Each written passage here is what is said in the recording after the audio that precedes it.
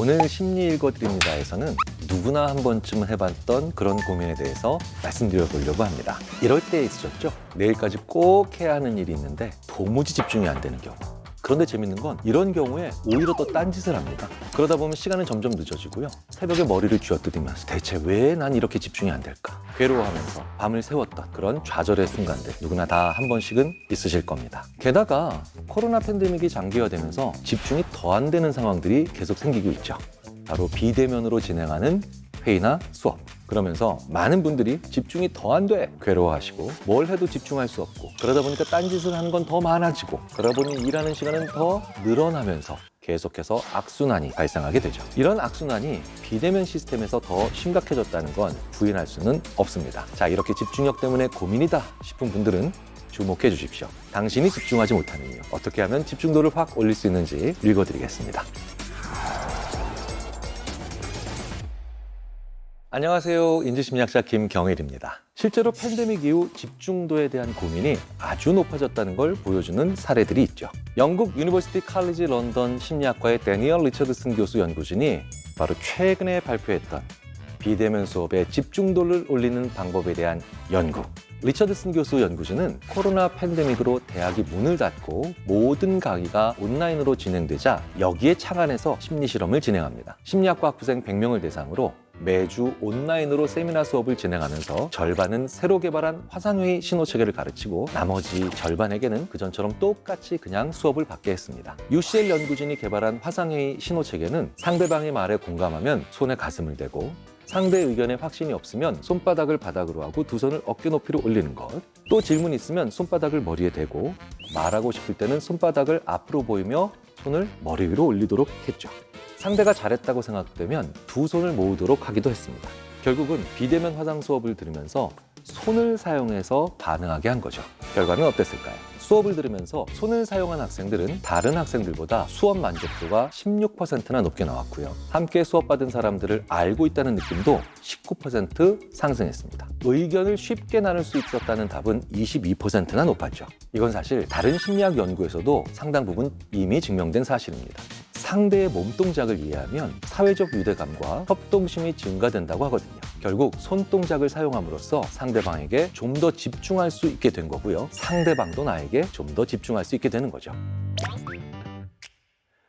자, 단순히 손동작이 무조건 집중력을 높인다라고 오해하시지는 않겠죠. 이렇게 약속된 손동작이라는 점이 중요합니다. 우리가 같은 행동을 하면 공동 운명체라고 하는 생각을 더 강하게 가지기 때문입니다. 그래서 우리는 또래들끼리 특정한 행동 혹은 특정한 행위를 통해서 마치 연대감을 가지는 경우를 종종 보곤 하죠. 왜 우리가 체육대회나 아니면 여러 가지 응원을 할 때 공통된 행동을 하면서 더 단견심을 가지는 것과 마찬가지입니다. 그렇다면 이렇게 간단한 약속 몇 개를 계속하면서 실제로 마케팅 혹은 심지어 종교적인 행사들을 더 강한 결속력으로 진행하는 경우도 우리는 흔히 보게 되니까 인류 역사에서 사실은 많이 행해졌던 그런 노하우이기도 합니다.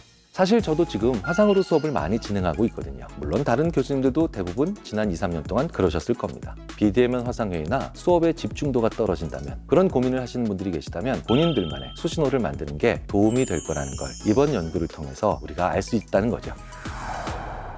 참 너무나도 집중을 하고 싶지만 그게 잘 되지 않을 때 가장 큰 문제는 뭘까요?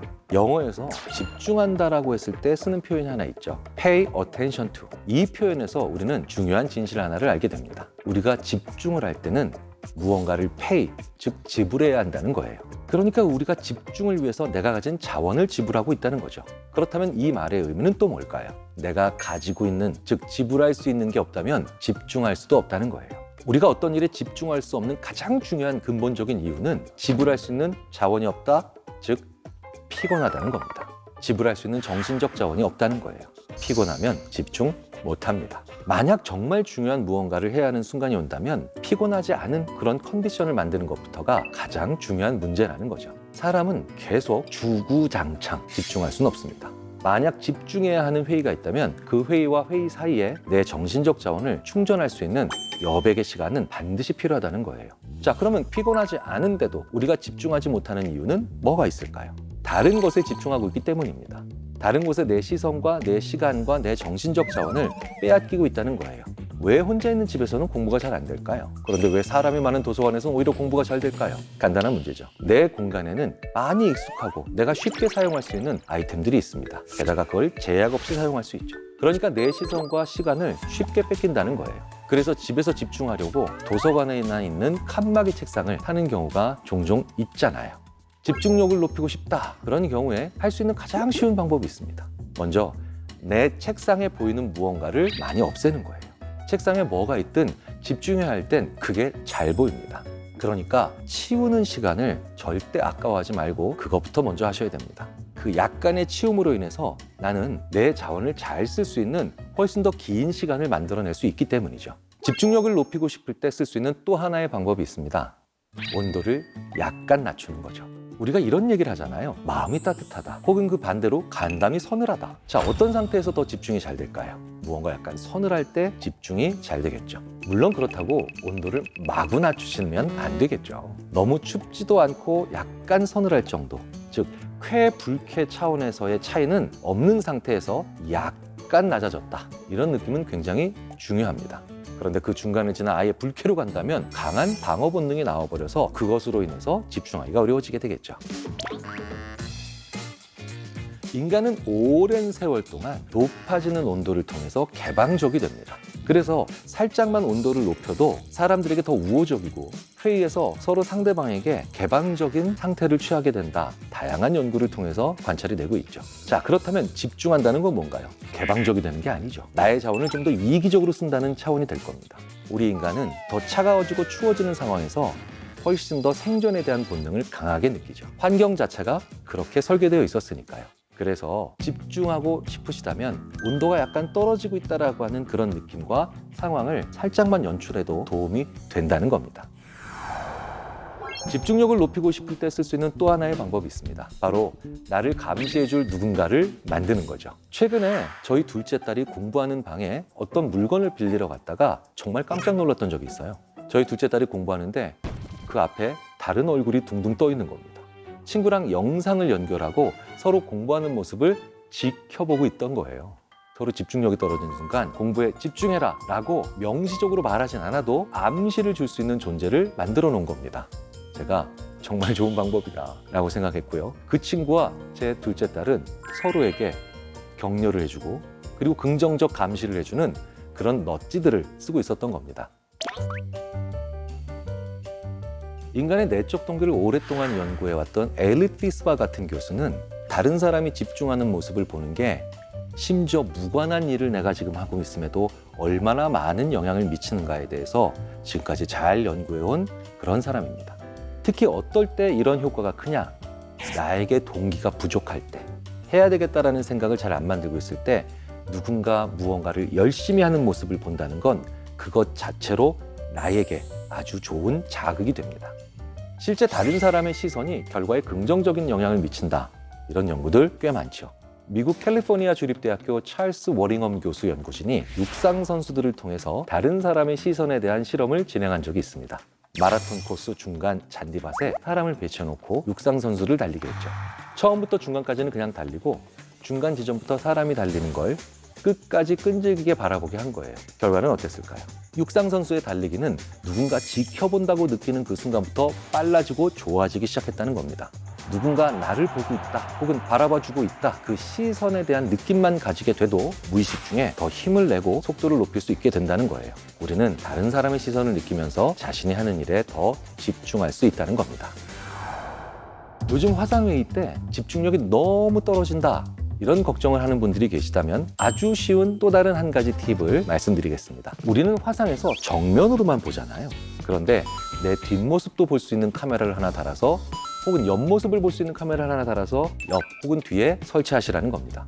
그럼 그것만으로도 엄청나게 집중을 잘할 수 있게 됩니다. 사실 회의실은 다 3차원이죠. 입체 공간이란 뜻입니다. 하지만 화상회의를 하는 것은 2차원이죠. 한 차원이 떨어지면서 밋밋하고 답답한 공간이 되는 거거든요.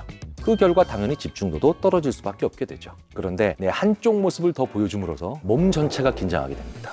그러는 순간 내 집중력도 확 올릴 수 있다는 거죠. 그리고요, 화상회의를 할 때도 옷은 꼭 갖춰 입으셔야 합니다. 저도 자주 그러지만 화상회의 할 때 위에만 갖춰 입고 아래는 그냥 반바지 입는 그렇게 편하게 입는 경우가 있잖아요. 그러면 나의 뇌가 내가 어느 정도 편한 상태라는 걸 알아챕니다. 그래서 사무실 갈 때처럼 옷차림 그대로 입고 내 뇌에 암시를 걸어야 돼요. 나 지금 일하고 있다. 나 지금 중요한 일을 하고 있다. 이런 암시를 줘야 사무실 수준의 집중이 가능해진다는 거죠. 우리가 집중력을 오래 유지하기 위해서는 단계별로 일하는 게 중요합니다. 그러니까 회사에 가든 학교에 가든 자기가 가자마자 그날 할 일을 적어야 합니다. 자, 그런데 우리가 실제로 학교에 가고 실제로 회사에 가면 그 단계를 굳이 매기지 않아도 옆에서 알려주고 혹은 어쩔 수 없이 절차가 생기는 경우가 많죠.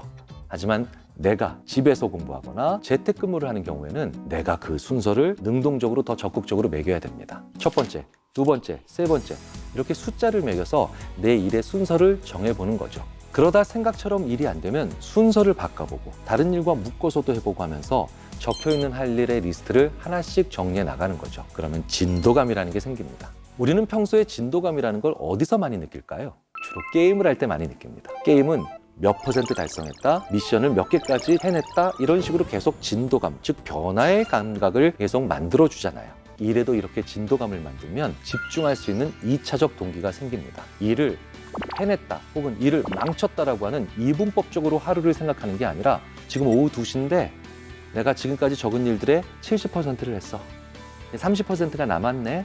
이런 식의 생각과 피드백을 스스로 만들어내면서 이제 30%를 하자라고 하는 두 번째 동기, 세 번째 동기를 스스로 만들어낼 수 있고요. 그걸 만들어내는 사람을 자기주도적인 사람이라고 합니다. 팬데믹 시대에 정말 많은 일들을 겪고 계시죠. 특히 집에서 일한다. 발상 자체가 가능하지 않았죠. 집에서 공부한다. 집에서 공부하면 집중이 잘 안 된다라는 얘기들을 주로 할 수밖에 없었어요. 그런데 외부에서 했던 그런 행위들을 집에서 할 수밖에 없는 그런 상황들이 많이 벌어지고 있다는 거예요.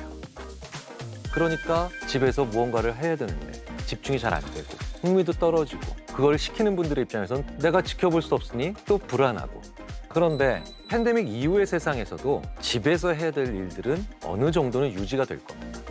그렇기 때문에 요즘 다시 한번 생각해 봐야 될 개념으로 워라밸이라고 하죠. 워라밸은요, 직장에서 근무하는 시간이 길어지고 열심히 할수록 라이프, 나의 일상적인 삶은 무너진다는 얘기입니다. 그러니까 재택근무라고 하니까 모든 것들이 구분이 되지 않고 양쪽에서 다 무너지는 그런 악순환이 발생하기가 쉽다는 겁니다. 자, 그렇다면 훨씬 더 연결적인 개념들이 필요하지 않을까요? 워라몬, 즉 워크와 라이프는 하모니를 이루어야 된다. 자율적으로 일하고 가용한 시간을 통해서 또 나의 라이프의 퀄리티를 올리는 가정과 직장은 서로 갈등하는 존재가 아니라는 걸 굉장히 강조합니다. 그렇다면 동일한 장소에서 확실히 일하고 확실히 라이프를 즐길 수 있는 심리적 경계선을 만들어내는 지혜가 그 무엇보다도 필요할 겁니다. 그리고 그 심리적 경계선을 위해선 단순히 결심이나 의지만 갖고 되는 게 아니죠. 핵심은 우리의 뇌를 살짝 속여야 된다는 겁니다. 그리고 이걸 넛지라고 하죠. 그것으로 인해서 나의 일을 더 잘하게 만드는 방법에는 정말 여러 가지가 있는데 몇 가지 말씀을 드려보도록 하겠습니다. 자, 그런데 이 5가지 비법을 먼저 공개해드리기 전에 정체불명의 말 하나를 좀 바로잡고 싶어요. 바로 이 재택근무란 말입니다. 원격 근무입니다. 재택근무가 아니에요. 이게 무슨 얘기냐면 사실은 서로 어느 정도의 안전한 거리를 유지했다면 집이 아니라도 상관은 없죠. 근데 참 말이라는 게 무서워요.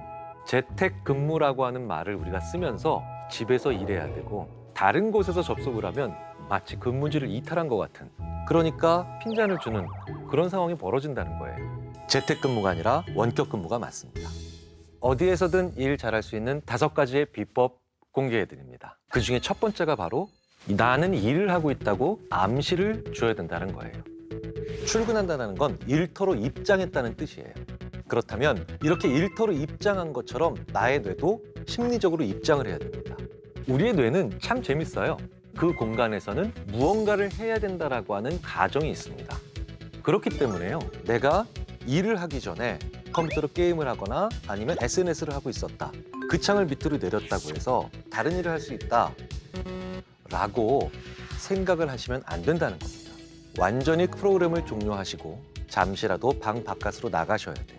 그리고 다시 들어오셔야 이제 일을 하실 준비가 된다는 겁니다. 심지어 그렇게 나갔다가 들어오면서 회사에서 쓰던 아이디 카드를 장난삼아 긁고 들어갑니다. 말도 안 되는 것 같으시죠?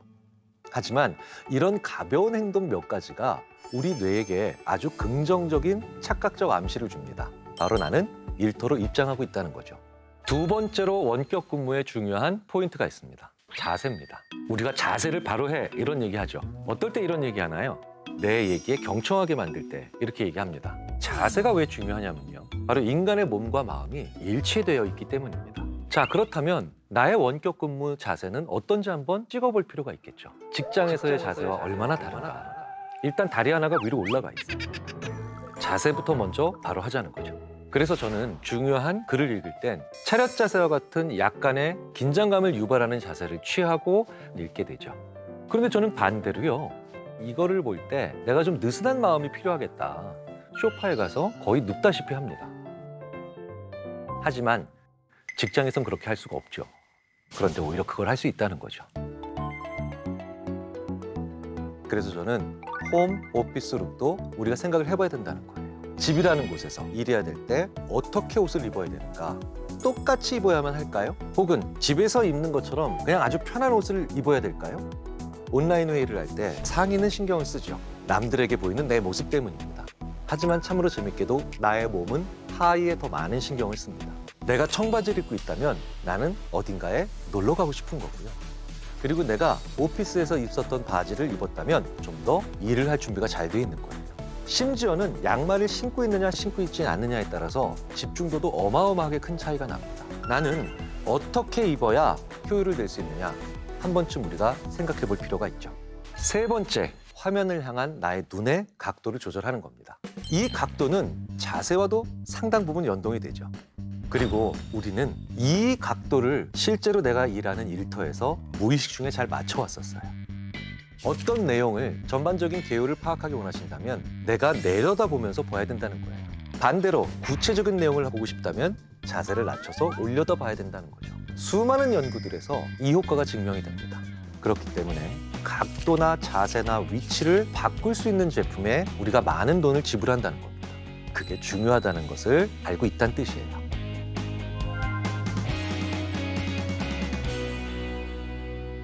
원격 근무를 잘하는 네 번째 방법, 바로 쓰기와 타이핑입니다. 즉, 펜과 키보드의 차이를 잘 이해하셔야 된다는 거예요. 키보드는 빠르고 펜은 느립니다. 빠르면 무조건 좋을까요? 아니죠. 느린 도구이기 때문에 더 좋은 걸 수도 있고 빠른 도구이기 때문에 더 좋은 것이 각각 따로 있다는 거예요. 쓴다는 건 내가 속도가 빠르지 않은 입력 도구를 가지고 그 내용을 듣고 있다는 거죠. 많은 것을 남기지 못하다는 것입니다. 근데 재밌는 건 그걸 우리가 요약이라고 부르죠. 핵심이라고 부릅니다. 같은 브리핑을 들을 때 펜을 들고 있는 사람은 핵심을 적기가 유리해집니다. 하지만 핵심이 언제나 중요한 건 아니죠. 자질구레한 내용까지도 많이 남겨서 그때 이런 게 있었네? 그런데 지금 이와 비슷한 생각을 하고 있네? 연결하고 새로운 아이디어를 만들 땐 키보드로 정리된 내용이 더 유리하다는 겁니다. 자, 그렇다면 나는 이 회의에서 핵심으로 갈 것인가? 이후에 새로운 아이디어를 위한 근거를 많이 남기는 것으로 갈 것인가? 한 번쯤 고민해 보시는 건 어떨까요? 다섯 번째, 중요한 포인트가 있습니다. 녹음해야 된다는 거예요. 사실은 이건 원격 근무이기 때문에 가지고 있는 장점이기도 합니다. 왜냐? 우리가 오프라인 회의할 때 회의 끝나고 나와서 야, 그때 그 사람 무슨 얘기했지? 이 얘기 무슨 얘기야? 저도 느끼지만 나중에 슬쩍을 펼쳐봤을 땐 글은 많은데 무슨 얘기인지 하나도 모르겠더라고요. 글은 한 번 거쳐간 내 생각의 기록입니다. 하지만 말은 나의 정서나 느낌, 평가를 완전히 기록해놓고 있습니다. 그런데 온라인 회의에서 얼마든지 녹음할 수 있죠. 이제 나만의 생생한 기록들을 잘 활용할 수 있다는 거예요. 소리로 내서 얘기하고요. 계속해서 녹음하고 나중에 그걸 들어보면 신기하게도 거의 모든 것들이 복원되고 요약됩니다. 자, 그렇다면 어떠한 자세, 위치, 각도, 키보드와 펜, 이 모든 것들이 바로 뭘까요? 미세한 차이를 몸이 잘 반영해서 우리의 생각에 입력하고 있다는 거예요. 그러니 이건 우리가 섬세한 존재이기 때문이라고 이해를 하셔야 될 겁니다. 자, 그런데 여러 가지 기법들을 통해서 우리가 결국 무엇을 추구해야 되는 걸까요? 바로 자율성입니다. 스스로 일하고 역동적으로 연결하는 거죠. 자, 그렇다면 이제 마지막으로 우리가 필요한 것들이 있습니다. 어떨 때 일을 가장 자율적으로 하는가에 대한 나만의 기록이 필요하다는 거예요. 그래서 저는 문장으로 쓰는 일기는 일주일에 한두 번만 해도 괜찮다라고 얘기를 합니다. 하지만 이렇게 기록으로서의 로그는 매일매일 남겨두시는 게 좋습니다. 오늘 나의 일에 점수를 한번 주십시오. 그리고 어떤 옷 입었고 몇 시에 일했고 어떤 자세로 일했는지. 저는 그래서 일이 잘 안 될 때와 일을 참 잘했다라는 느낌이 들 때 제 컴퓨터 모니터 화면을 캡처하기도 하죠.